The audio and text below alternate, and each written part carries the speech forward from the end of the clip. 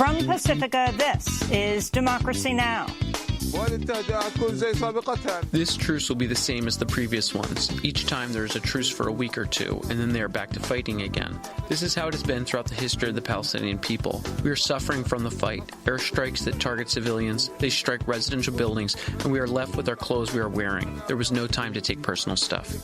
A ceasefire has been reached in Gaza after an intense 3 days of fighting left 25 Palestinians and 4 Israelis dead. It's been described as the heaviest combat since the Israeli assault in 2014. We'll go to Gaza City for the latest. We'll speak with Raji Sourani, human rights advocate. Then House Democrats are accusing Blackwater founder Eric Prince of lying to Congress over his attempt to establish a back channel of communication between the Trump campaign and Russia. We'll speak to The Intercept's Matthew Cole about how Prince has used Trump to make an improbable comeback. All that and more coming up.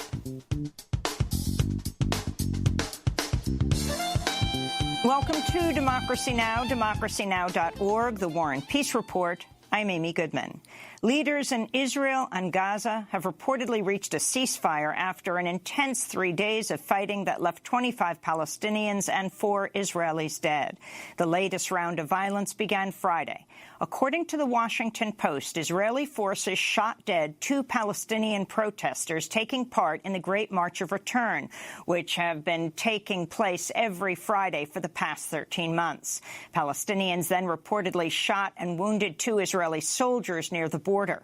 Israel then carried out an airstrike on a refugee camp, killing 2 Palestinian militants. The heaviest combat took place Saturday and Sunday as militants in Gaza fired about 700 rockets into Israel, while Israel launched airstrikes on over 350 targets inside Gaza.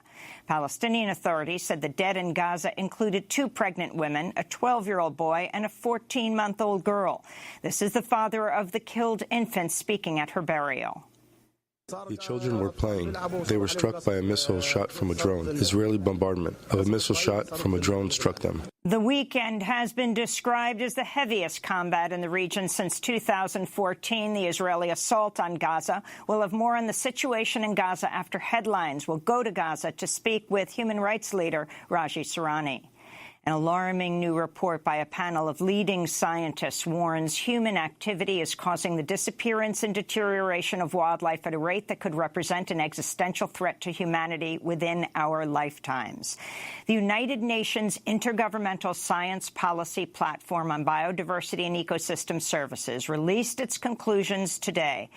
Found that 1 million species could go extinct in the foreseeable future unless current trends are reversed. The report will be released in full later this year. This is the chair of the UN panel, Sir Robert Watson. We're losing species at a historical rate. Potentially 500,000 to 1 million species are threatened with loss. We've lost much of our native forests, much of our native wetlands, and effectively biodiversity needs to be considered as an equally important issue as climate change. It's not just an environmental issue. It is an economic issue, a development issue, a security issue, a social, moral and ethical issue. President Trump has tapped former FBI agent Mark Morgan to be the new head of Immigration and Customs Enforcement. Morgan was the head of Border Patrol during the final months of the Obama presidency, but was removed after Trump came into office. He also previously led internal affairs at U.S. Customs and Border Protection. Mark Morgan's position on immigration issues has shifted further to the right during Trump's presidency. He's publicly backed the president's immigration policies, namely via appearances on Fox News, including declaring a national emergency to build a border wall. Last month, he voiced support for Trump's proposal to send migrant prisoners to sanctuary cities. The Border Patrol, ICE, their facilities are overwhelmed. The faith-based organization and other non-governmental organizations are overwhelmed. They have no choice. They're going to have to start pushing these individuals out. Shouldn't we kind of share the burden throughout the country? That was Mark Morgan speaking on Fox News. Morgan's nomination, announced by Trump on Twitter Sunday, follows a recent purge in top immigration officials, reportedly led by advisor Stephen Miller, in an effort to steer the administration towards even more hardline immigration policies. Morgan will still need to be confirmed by the U.S. Senate. CBS News is reporting former White House Chief of Staff John Kelly has joined the board of Caliburn International, the parent company of Comprehensive Health Services, which runs the nation's largest detention center for unaccompanied migrant children. Before becoming Chief of Staff, General Kelly led the Department of Homeland Security. Jess Morales-Roquetto, chair of the Immigrant Rights Coalition Families Belong Together, responded to the news, saying, quote, "John Kelly and the family separation policy he enabled will go down in the history books as a stain on our nation's moral character. If a company sees John Kelly's experience terrorizing thousands of children and putting babies in cages as a job qualification, it cannot be trusted to care for children," they said. In a dramatic escalation of threats against Iran, National Security Advisor John Bolton has announced the U.S. is deploying a carrier strike group and a bomber task force to the region to, quote, "send a clear and unmistakable message to the Iranian regime that any attacks on United States interests or on those of our allies will be met with unrelenting force," he said. CNN's reporting U.S. officials clarified Bolton's remarks were meant as a deterrent rather than a response to an imminent threat by Iran. Many also pointed to the fact that the U.S. regularly deploys warships to the region and that Bolton's press release was likely intended as another public provocation against Iran. The Trump administration's been ratcheting up pressure against the nation following its withdrawal from the landmark Iran nuclear deal last year. Last month, the U.S. designated Iran's elite Revolutionary Guard as a terrorist organization. The Trump administration also said it'll end a waiver program that allowed some nations to circumvent U.S. sanctions and continue buying Iranian oil without suffering penalties. North Korean state media confirmed Sunday leader Kim Jong-un conducted a rocket and tactical guided weapons test over the weekend, the first test of its kind since November 2017, in what many view as a provocation to the United States and stalled negotiations. The White House downplayed news of the North Korean test. Speaking to ABC News Sunday, Secretary of State Mike Pompeo said the administration was still hopeful for a denuclearization deal. President Trump has also repeatedly made similar claims since walking away from talks with Kim Jong-un in Hanoi, Vietnam in February. On Saturday, Trump tweeted, "I believe that Kim Jong-un fully realizes the great economic potential of North Korea and will do nothing to interfere or end it. He also knows that I am with him and does not want to break his promise to me. Deal will happen," Trump said. In more news from North Korea, the United Nations warned Friday around 40% of the population is urgently in need of food aid after the country experienced its worst harvest in decades. International sanctions imposed on North Korea are a major contributing factor to its food insecurity. Kim Jong-un has sought relief from sanctions as part of any denuclearization deal with the United States. Leading Afro-Colombian activist Francia Marquez survived an attack Saturday by a group of armed men who launched a grenade and opened fire on a group of activists in the southern Colombia town of Santander de Quilichao.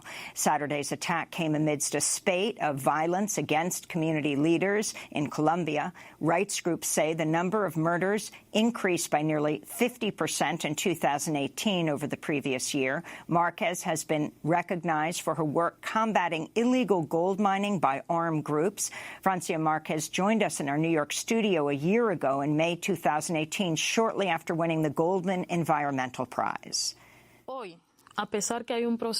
Today, even though there's a peace process, hundreds of leaders of activists are being prosecuted, but also murdered. Every day there are leaders that are being killed, and nothing is being done to stop that violence. That is the circumstance in La Toma, but also of many other people across the country, of social leaders, of very many different organizations of ethnic communities. In Afghanistan, Taliban officials claimed responsibility for a raid on a police headquarters in the northern province of Baghlan Sunday, which killed at least 13 people and wounded dozens, including at least 20 civilians. The attack came following a proposed Ramadan ceasefire by Afghan President Ashraf Ghani on Friday. The Taliban rejected the proposal amidst ongoing peace talks with the United States. Following widespread international outrage, the Sultan of Brunei announced he would not implement new laws that would have brought back the death penalty for morality-based offenses, so-called, including homosexuality and adultery. The laws were set to go into effect last month, but Brunei will instead extend its moratorium on the death penalty in place since 1957. The Sultan also pledged to ratify the UN Convention Against Torture. The massive global backlash included a celebrity-backed boycott of luxury hotels owned by the Sultan. President Trump said Sunday he plans to hike up tariffs on $200 billion of Chinese goods at the end of the week, raising the current rate from 10% to 25%. He also threatened to impose new tariffs on another $325 billion of Chinese products. Trump's comments come ahead of a new round of trade talks between China and the U.S. and after a temporary truce on a trade war between the two countries. The Wall Street Journal reported China was considering its participation in the talks following Trump's renewed threats. The talks are expected to begin on Wednesday. On Sunday, Boeing revealed it knew of a possible safety flaw on its 737 MAX aircraft in 2017, more than a year ago, but did not notify airlines or regulators until after last October's Lion Air crash in Indonesia that killed all 189 people on board. A sensor warning on the planes only worked if an additional optional safety feature was also purchased. Boeing told the Federal Aviation Administration about the issue after the Lion Air crash, but the FAA decided no urgent action was needed. Today is the deadline set by House Democrats for Attorney General William Barr to hand over Special Counsel Robert Mueller's full report and underlying materials. Last week, Jerry Nadler, chair of the House Judiciary Committee, threatened to hold Barr in contempt if he failed to submit the report by today's deadline. Last Thursday, Barr refused to appear before the House Judiciary panel for questioning about the report. Meanwhile, President Trump tweeted Sunday that Mueller should not testify before Congress, adding, quote, no redos for the Dems. The tweet reversed a statement 2 days prior saying the decision about Mueller's testimony should be up to Barr, who previously said he had no problem with lawmakers questioning the special counsel. The city of Minneapolis has settled a lawsuit with the family of Justine Ruszczyk-Damon, an Australian woman who was shot dead by police in 2017 after she called 911 to report a possible sexual assault in the alley behind her home. The $20 million settlement comes days after Officer Mohammed Noor was found guilty of third-degree murder and manslaughter. Damon's family has pledged a portion of the settlement to a charity combating gun violence in Minneapolis. A federal judge has ruled a lawsuit challenging President Trump's Muslim travel ban can proceed. The lawsuit argues Trump's order is based on anti-Muslim bias. Judith Tucker of the Middle East Studies Association, one of the groups represented in the lawsuit, said in a statement, President Trump's attempts to impose a Muslim ban violate the U.S. Constitution, which specifically prohibits actions disfavoring or condemning any religion and offers fundamental protection for all of us, unquote. Last year, the Supreme Court reinstated a version of Trump's Muslim ban after lower court judges repeatedly blocked it from going into effect. A group of 10 transgender migrant women who traveled to the U.S. as part of a Central American caravan are celebrating after they won their asylum cases last week and were released from a migrant jail in Texas. The migrants were represented by lawyers for the immigrant rights group Raíces. I feel extremely happy because my dreams have come true. I won my asylum case. Thank you, Raíces, for all the help and support. Thank you to my attorney, Flor. And thank you, Danny, for always supporting me. I feel so happy because I know that I'm heading to my new life. My future starts now. Around 20 other transgender migrants who traveled in the same group are still detained. Raíces has warned transgender migrants face additional threats and mistreatment, both en route to the U.S. and while in migrant prisons here. And thousands gathered Saturday for Not Backing Down, Israel, Free Speech, and the Battle for Palestinian Human Rights, a pro-Palestine event at the University of Massachusetts Amherst. The event was allowed to proceed despite 3 anonymous UMass students filing a lawsuit to stop the panel. The judge ruled the panel should proceed. Speakers included Palestinian-American activist Linda Sarsour, who has faced death threats for her outspokenness, Temple University professor Mark Lamont Hill, who was recently fired from CNN for speaking up for Palestinian rights, and Roger Waters, co-founder of the group Pink Floyd. This is Dave Zirin, sports editor for The Nation, speaking at Saturday's event. There is nothing anti-Semitic about criticizing the actions of the Israeli state, and it is absurd that I even have to say that. 2, there is nothing anti-Semitic about this panel or the people on this panel, and it is damn slander to say otherwise. And in fact, the people up here have been on the front lines of fighting anti-Semitism, especially the most dire threat to me and my fellow Jews, the resurgent white nationalism of the Trump era. And those are some of the headlines. This is Democracy Now!, democracynow.org, The War and Peace Report. I'm Amy Goodman. Leaders in Israel and Gaza have reportedly reached a ceasefire agreement after an intense 3 days of fighting that left 25 Palestinians and 4 Israelis dead. Palestinian authorities said the dead in Gaza included 2 pregnant women, a 14-month-old girl and a 12-year-old boy. The latest round of violence began on Friday. According to the Washington Post, Israeli forces shot dead 2 Palestinian protesters taking part in the weekly Great March of Return, which began 13 months ago. Palestinians then reportedly shot and wounded 2 Israeli soldiers near the border. In response, Israel carried out an airstrike on a refugee camp, killing 2 Palestinian militants. The heaviest combat took place Saturday and Sunday as militants in Gaza fired about 700 rockets into Israel, while Israel launched airstrikes on over 350 targets inside Gaza. The weekend has been described as the heaviest combat in the region since the 2014 Israeli assault on Gaza. Residents there fear the ceasefire will not last. This truce will be the same as the previous ones. Each time there is a truce for a week or 2, and then they are back to fighting again. This is how it has been throughout the history of the Palestinian people. We are suffering from the fight. Airstrikes that target civilians, they strike residential buildings, and we are left with our clothes we are wearing. There was no time to take personal stuff. The violence comes at a time when Israel is facing accusations it's reneged on an agreement to ease the devastating 12-year blockade on Gaza. In late March, Israel and Hamas agreed to a deal brokered by Egypt for Israel to expand the fishing zone for Palestinians off the coast of Gaza. But Israel shrank the fishing zone last week. The Israeli rights group, Gisha, described the move as an act of collective punishment. To talk about the crisis in Gaza, we go to Gaza City, where we're joined by Raji Sourani, an award-winning human rights lawyer. He's the director of the Palestinian Center for Human Rights in Gaza and a member of the executive board of the International Federation for Human Rights. He received the Robert F. Kennedy Human Rights Award in 1991. He was also twice named an Amnesty International Prisoner of Conscience.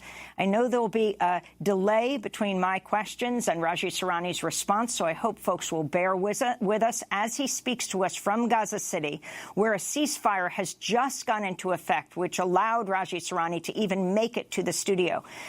Raji Sourani, welcome to Democracy Now! Can you describe this latest escalation of violence, what you understand took place? Thank you being with you. And yes, situation in Gaza in the last 3 days was rather mission impossible to move anywhere in Gaza, and it was no single place is safe haven in Gaza.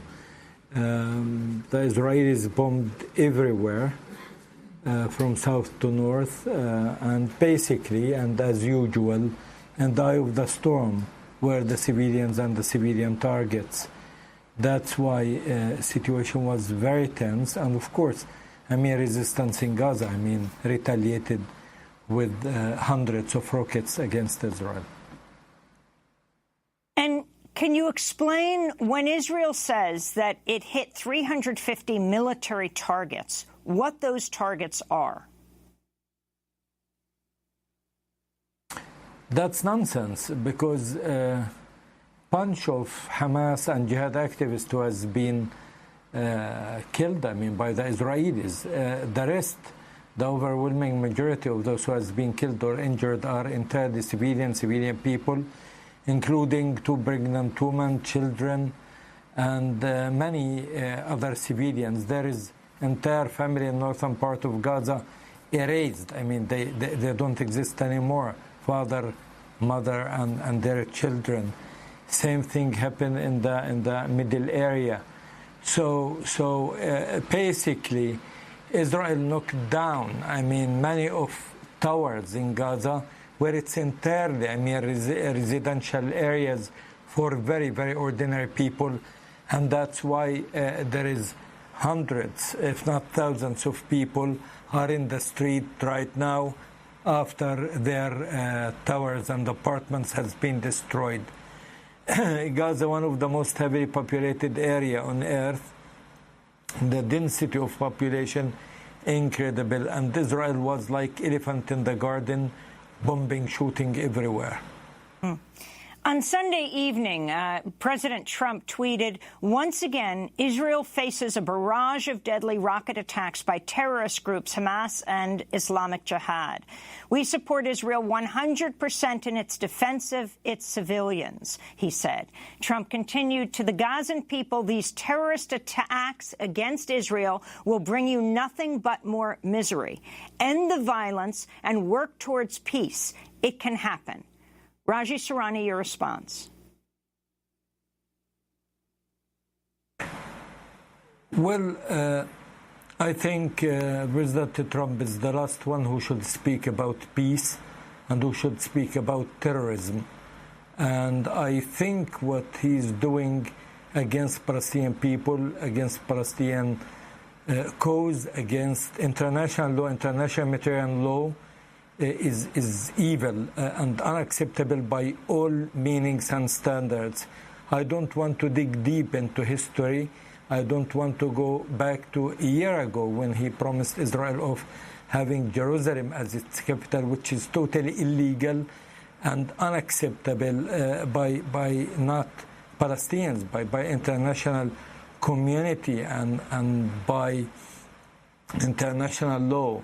When his security advisor threatened the International Criminal Court prosecutors and judges, and they gave a promise that they will hold accountable any of them who take any decisions against U.S. or Israel for the war crimes they are doing, and he expired their visas and promised to freeze their accounts and take even further procedure against them. He's not the one who can talk about terrorism. He is doing effectively rule of jungle, not the rule of law. And if he's talking precisely about Gaza and what had happened here, Israel do war crimes, crimes against humanity for the last 20 years or so. They are doing it on the daylight. It's not we, the Palestinians, who are saying that. It's the Palestinian, Israeli, international human rights organizations, and it's the UN bodies, including Human Rights Council and the UN Commission of Inquiries, who says Israel do war crimes, and they are safe, and they are doing it once and again because they feel they are immune. Israel and its leaders feeling fully immune because the American administration, especially Trump administration, provide them with full legal political immunities. They have a free hand. They are doing these things in the daylight. They practice rule of jungle, and they are not held accountable at all. On Sunday, Congressmember Ilhan Omar tweeted, how many more protesters must be shot rockets must be fired, and little kids must be killed until the endless cycle of violence ends. The status quo of occupation and humanitarian crisis in Gaza is unsustainable. Only real justice can bring about security and lasting peace, said Congressmember Ilhan Omar. Republican Congresswoman Liz Cheney of Wyoming, the daughter of the former Vice President Dick Cheney, attacked Omar, tweeting back, quote, 1, Hamas controls Gaza. 2, Hamas is firing rockets at civilians in Israel. 3, Representative Ilhan Omar is defending Hamas. Real question is, how many times will Omar rush to the defense of terrorists? Raji Sourani, can you talk about the role of Islamic Jihad and Hamas, and also the Great March of Return that has gone on for more than a year, every Friday after prayers? Almost a month ago, the Commission of Inquiry, which was formed by the UN Human Rights Council, concluded its report, and they said in a clear-cut, in unequivocal way, Palestinians do have the right of freedom of expression. Palestinians do have the right to have their demonstrations. Nobody have the right to tell them where to do it, whether in the border or in Gaza. These demonstrations for 1 full year in 5 designated areas provided for these peaceful demonstrations were entirely peaceful, and no evidence whatsoever after full thorough investigation by the Commission of Inquiry showed that there was any level of violence has been practiced. Not a single Israeli soldier life has been threatened, and no Israeli soldier was injured or killed in these 5 designated areas where peaceful demonstration took place.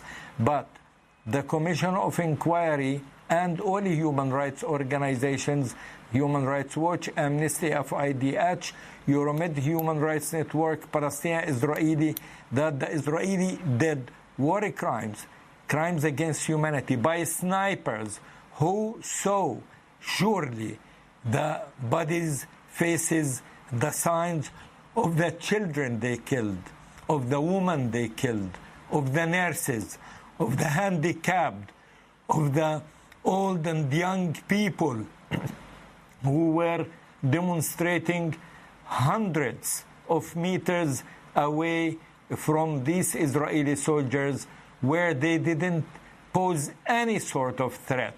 So Israel wanted this. Israel wanted to kill and shoot it. Children, nurses, women, the civilians who demonstrated for 1 year almost to say one thing: we cannot tolerate this criminal, illegal, inhuman siege, which considered by international law, by international humanitarian law, by Geneva Conventions, and by the International Court, Criminal Court.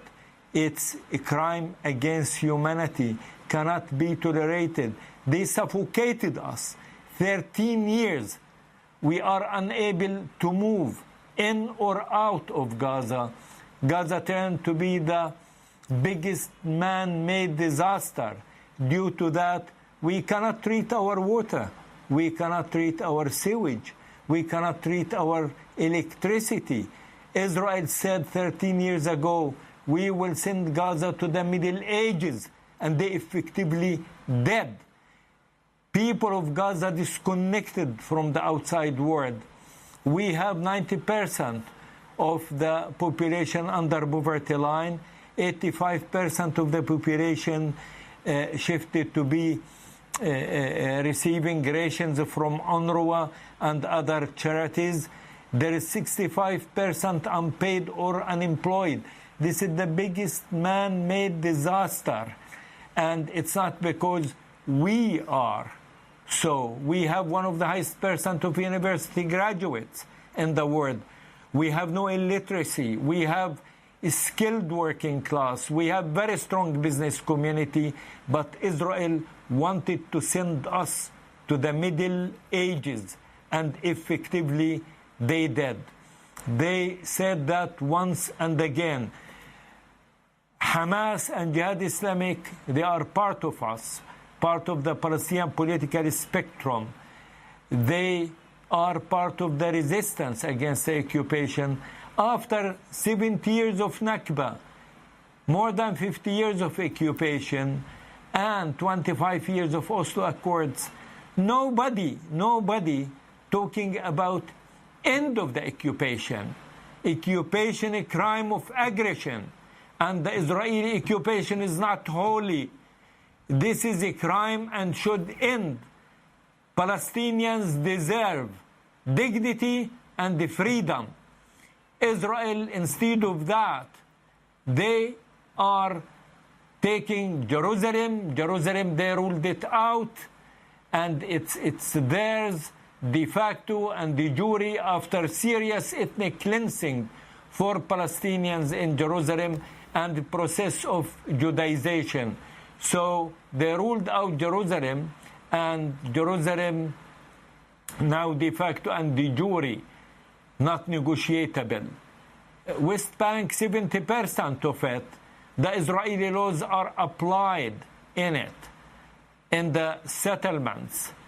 And what's left, almost 30%, and not a single Israeli leader in the last elections said that there will be a Palestinian state in the west of Jordanian River. It's vice versa. All of them said no Palestinian state.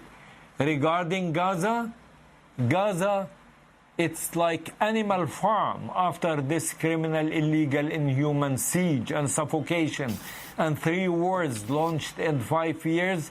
And after all these measures against the Palestinian civilians, the Palestinian civilians, they are in the eye of the storm, and they are the target by Israel.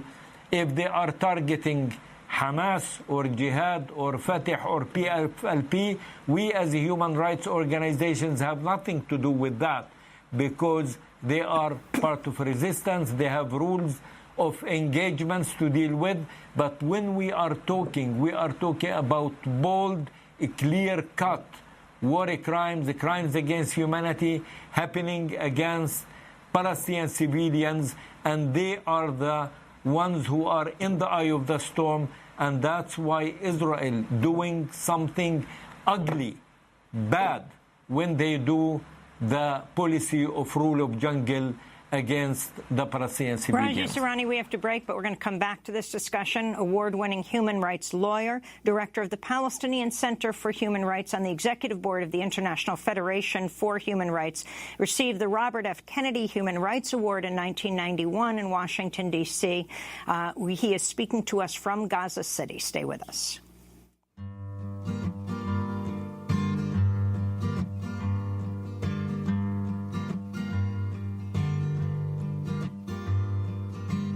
Drink up, baby, stay up all night with the things you could do. You won't, but you might. The potential you'll be that you'll never see. The promises you'll only make. Drink up with me now and forget all about the pressure of days. Do what I say, I'll make you okay and drive them away. The images stuck in your head. People you've been before that you don't want around anymore, that push and shove and won't bend to your will. I'll keep them still. Drink up, baby. Between the Bars by Elliott Smith. This is Democracy Now! I'm Amy Goodman. We're joined by Raji Sourani, award-winning human rights lawyer, director of the Palestinian Center for Human Rights. He's speaking to us from Gaza City, was able to make it to the broadcast studio because a ceasefire has been declared. Since Friday, the numbers vary, but it's believed 25 Palestinians have been killed, 4 Israelis have been killed in the latest escalation of violence. Jihad Abu Salim is also with us, a scholar and policy analyst from Gaza. He's now working in the United States for the American Friends Service Committee's Gaza Unlocked campaign. He's speaking to us from Chicago. I wanted to ask about the comments of Jared Kushner this past week in a 45-minute conversation, he rarely speaks publicly, at the Washington Institute on Near East Policy, where he said, if you say two-state, it means one thing to Israelis, it means one thing to Palestinians. Let's just say, we said, let's just not say it. Let's just say, let's work on the details of what this means. What he's talking about is supposedly the Trump administration is releasing a peace plan at the end of Ramadan, which begins on Monday. Jihad Abu Salim, have you been following this conversation, what this peace plan looks like, and your response to what's taken place in Gaza over the last few days? Mr. Kushner's peace plan is going to be nothing but an affirmation and formalization of the status quo and of the reality that exists on the ground right now. What Kushner and the Trump administration want to do is basically make sure that the facts on the ground that Israel has created over the past decades are to be considered formal and to continue, and for the status quo to be perpetuated. And for Palestinians, this will not change things because Palestinians already experience these conditions on a daily basis. For Palestinians in the West Bank, they deal on a daily basis with the settlement enterprise, which has been expanding continuously, non-stop, seizing Palestinian land and turning Palestinian cities, towns, and villages into open-air prisons surrounded by walls, checkpoints, and fences. And in the Gaza Strip, the blockade will continue, rendering the lives of more than 2 million people into a living hell. These policies, these facts that were created on the ground will continue with Kushner's peace plan or without it, because these are realities that Palestinians experience on a daily basis. And what's happening in the Gaza Strip is inseparable from this non-stop system of violence that has been targeting Palestinian lives and perpetuating their suffering and pain. I joined your show almost a month ago to talk about a surge of violence in Gaza and around Gaza. And between the beginning of March and the end of March and the beginning of May, although Gaza did not make it to the headlines, the situation in Gaza was still unbearable. The media only pays attention to what's going on in Gaza only when there is military violence. But for Palestinians in the Gaza Strip, as Mr. Sourani explained earlier, the reality is that they're experiencing violence on a daily basis. Every minute that passes in Gaza is a minute of violence. Every moment that passes is a moment of violence. When people are deprived of their basic rights, they're unable to travel, to move freely, to secure their basic necessities. This is violence. And the surge of violence that we just witnessed over the past few days is nothing but but a manifestation of frustration on the part of Palestinians as they are trying to tell the world that their suffering and pain shall not go unheard Jihad, of. I want to bring back Raji one more time because we'll lose him on the broadcast satellite. Raji Sourani, the Middle East Regional Director for Save the Children, Jeremy Stoner, has said we may have entered the most serious stage in this crisis since the 2014 Gaza war. You've suggested these attacks are even worse than what happened in 2014 during the so-called Operation Protective Edge. Your final comments on what you think needs to happen now. Well, what we need, not a big thing, basic, fundamental thing. I mean, all what we want, freedom of movement for goods and individuals. Is that too much? Freedom of goods and for movement of goods and individuals between Gaza and the West Bank and between Gaza, West Bank and the outside world. That's all what we need. We are the stones of the valley. We have been here ever, and we will continue here forever. And I'm not worried about our fate, about our destiny. We will not give up, and we have no right to give up. We have just fair and right cause. We know that there is total imbalance in power between us and Israel, between us and Israel and its ally. But we know we are in the right side of history, and we know we have just, fair, right cause. We know that tomorrow is ours, irrelevant of the status quo and what's going on at this time of the history.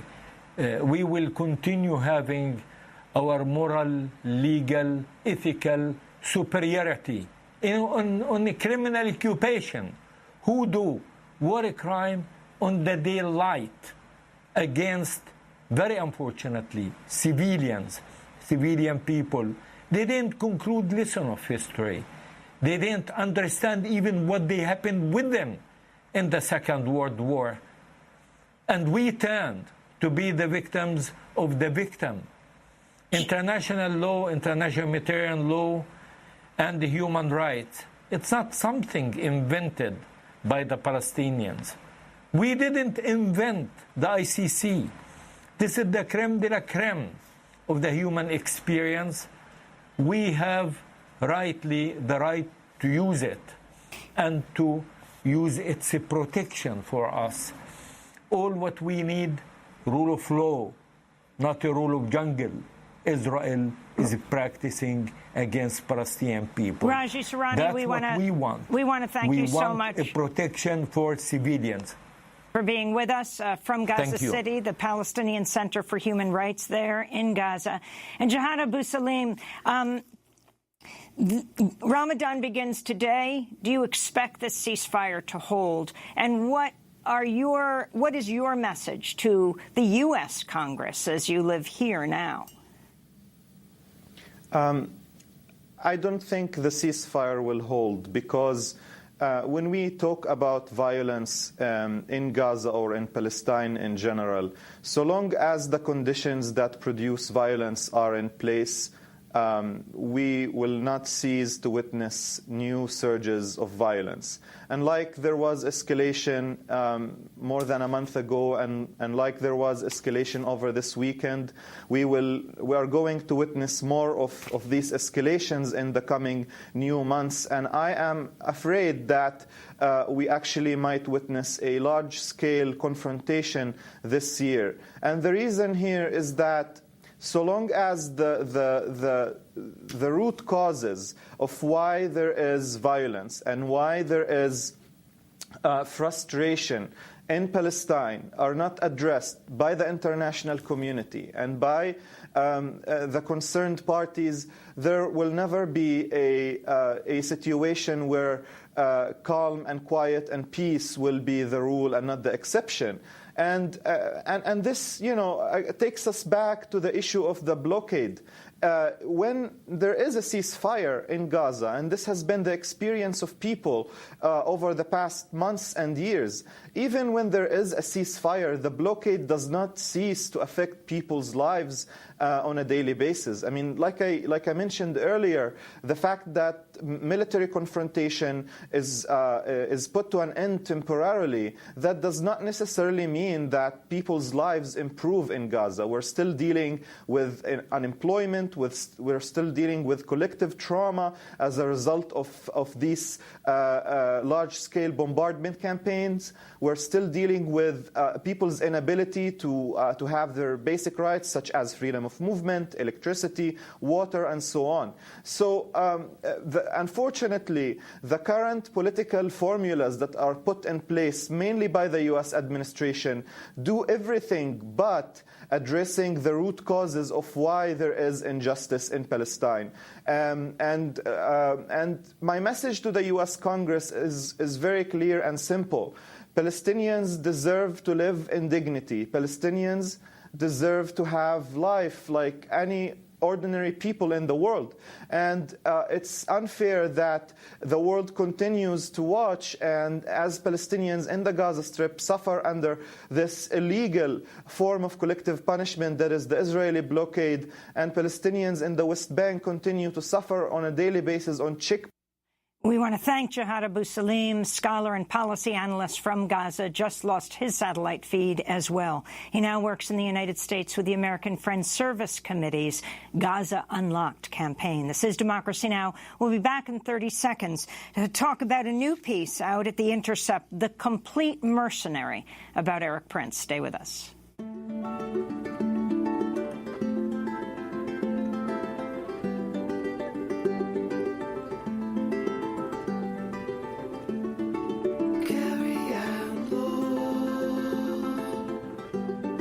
Such a long time ago,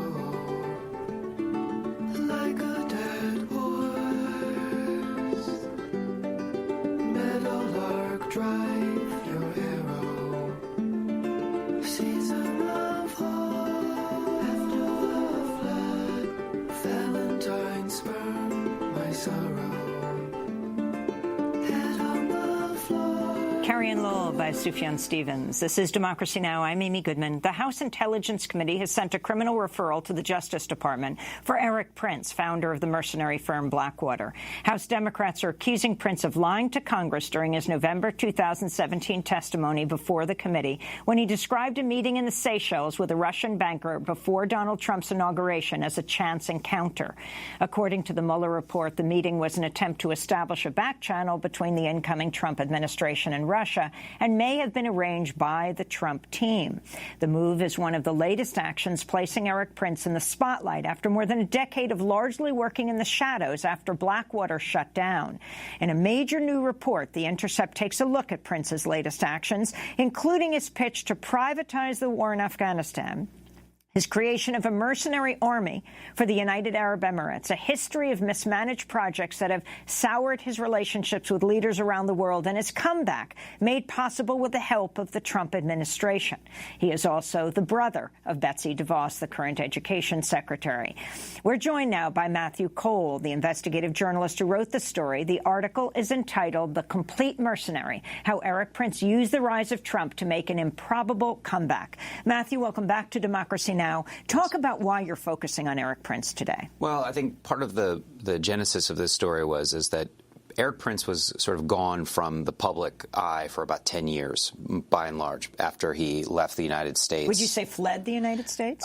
I think that's partly right. I mean, he moved his entire family to the United Arab Emirates. I don't think it's necessarily so that he was afraid of U.S. justice. I think that he was the U.S. government and Obama administration had soured on Eric Prince and Blackwater, and so he needed a new start. And he went to the Emirates, and he found a benefactor there in Crown Prince Mohammed bin Zayed, who's the de facto leader of the United Arab Emirates.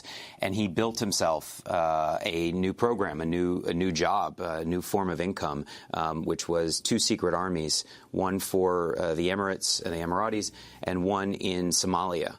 And I think as he's come back with the Trump administration, it was important to understand what he had been doing for the last 10 years and really to understand as he tries to pitch in Afghanistan, new reports that he's trying to sell a program in Venezuela and a mercenary army there, to understand who he really is, both as a businessman, as a strategic thinker, and more than anything else, I think sort of where he is politically, which is what people don't realize is really on the dirty trick side of things. And that was something that was surprising as I went through the reporting, was that he took his skills that he had picked up and worked and sold around the world and ended up sort of coming around and using them domestically and finding domestic partners for them. For people who aren't familiar with Erik Prince, go back to Blackwater and what it did, what it was known for, among other things, Nisour Square.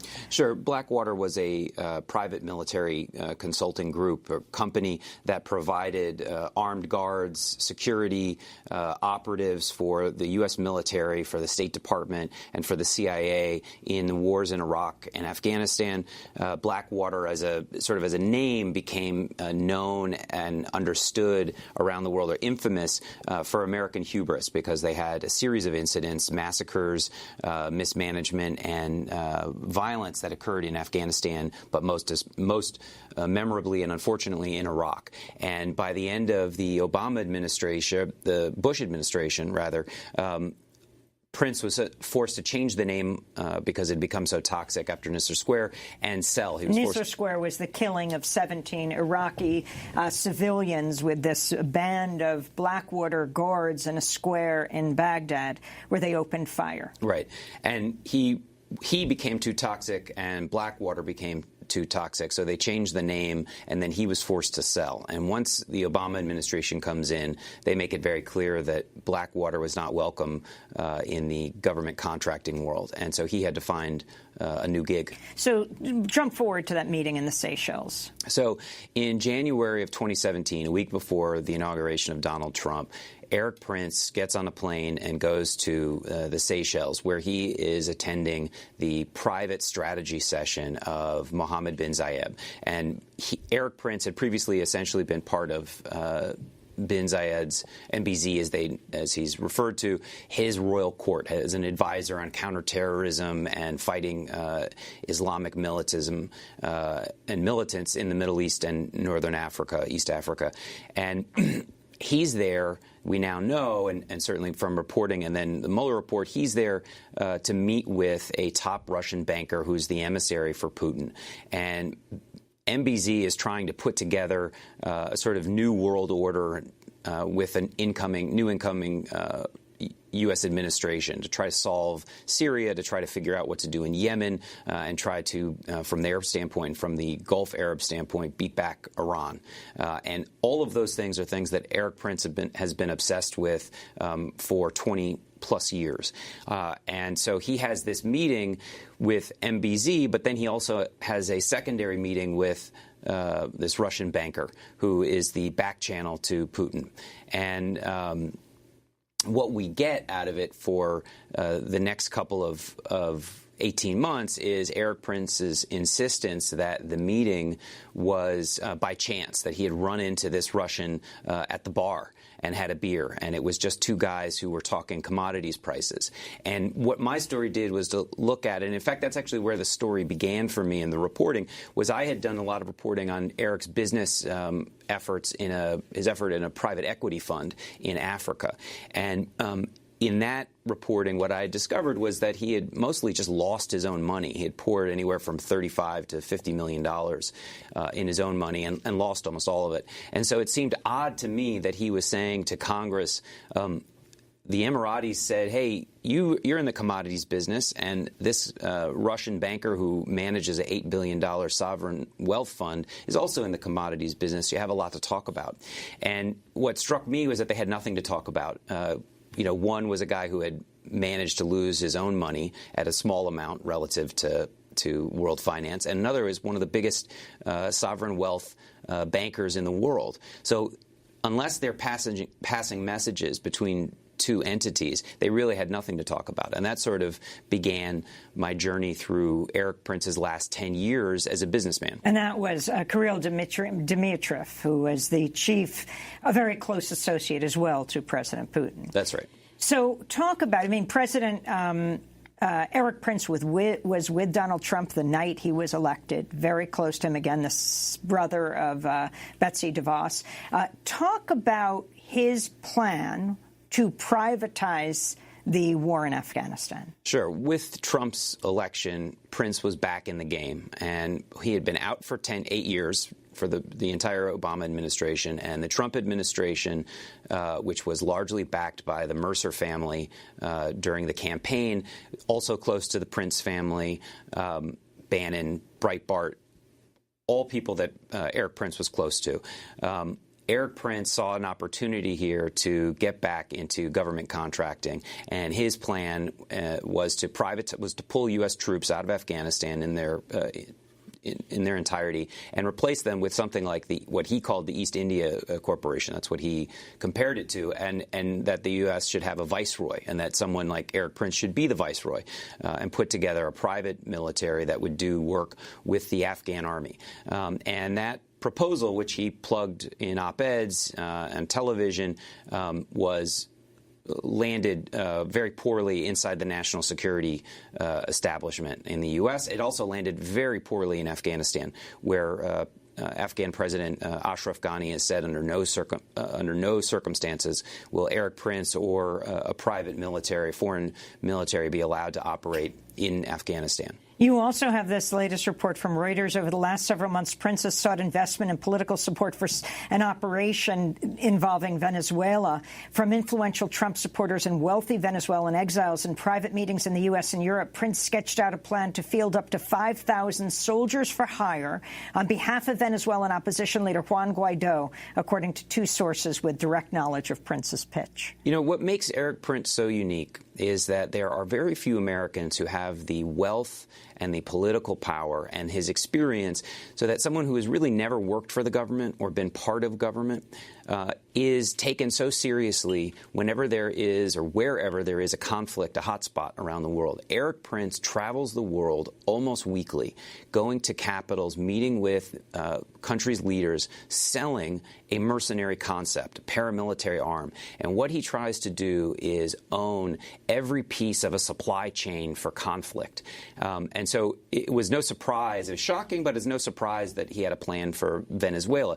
One hopes, and part of the reason why I worked on this story for so long, was one hopes that by understanding how incompetent he is as a businessman and as a manager for these programs, that no one would trust him to give him that kind of responsibility or the money to pay for something like this. You broke news with this part of the piece. During the 2016 election, he became involved with James O'Keefe and Project Veritas, a group of conservative provocateurs who specialize in using hidden camera footage and secret recordings. Yeah, and this was, again, what I was saying about him coming back sort of domestically was as he failed abroad, he started to look at politics and come back home. And what he did was he found like-minded groups. He had been pitched years before to be an investor in the Israeli intelligence company called Black Cube, which got notoriety during the Me Too movement, the hashtag Me Too movement, with the Harvey Weinstein investigations, and they are former Israeli intelligence operatives who